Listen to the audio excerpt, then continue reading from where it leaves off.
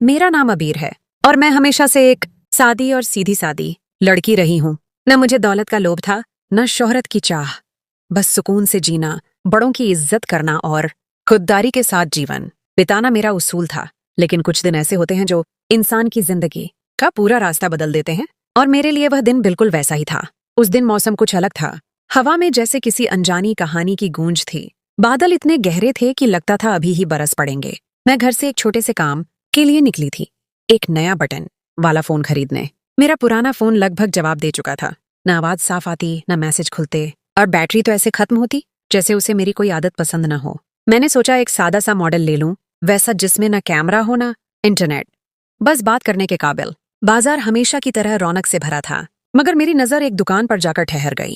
दुकान का नाम था नूर टेक कॉर्नर। नाम साधारण था, मगर दुकान भीतर से बेहद चमकदार थी। हल्की नियॉन लाइटें, सजे हुए मोबाइल, और काउंटर के पीछे खड़ा एक खुशनुमा सलीकेदार युवक। मैं अंदर गई तो उसने मुस्कुराकर कहा, जी बीबी, किस तरह का फोन चाहिए?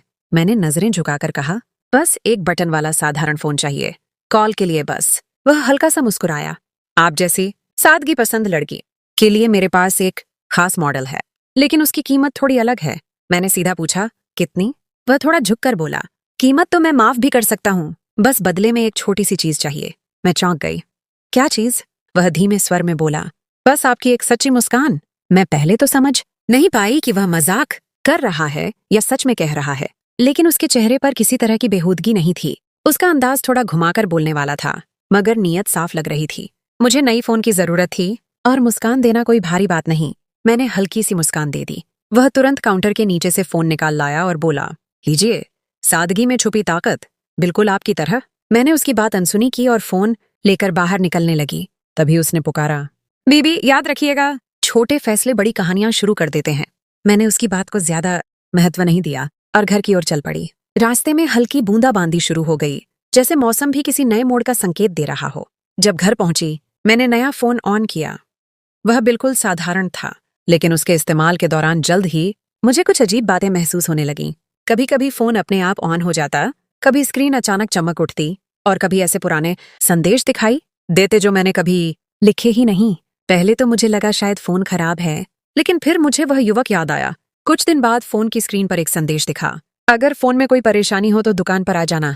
मैं हैरान रह गई, मैंने तो कोई शिकायत भेजी ही नहीं थी। अगले दिन मैं फिर उसी बाजार में गई और नूर टेक कॉर्नर वाली गली में पहुंची, लेकिन वहां देखकर मेरे होश उड़ गए।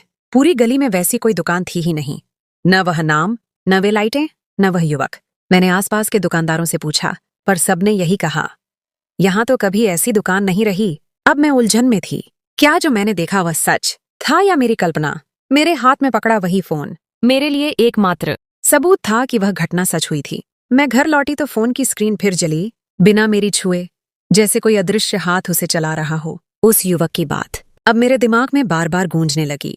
छोटे फैसले बड़ी कहानियां शुरू कर देते हैं। उस रोज मुझे एहसास हुआ कि शायद मेरी जिंदगी अब पहले जैसी नहीं रहने वाली। वह फोन साधारण नहीं था, और शायद वह युवक भी कोई साधारण इंसान नहीं था। ये सब किस ओर ले जाएगा मैं नहीं जानती थी, पर इतना तय था कि मेरी कहानी अब एक नए मोड़ पर पहुंच चुकी थी।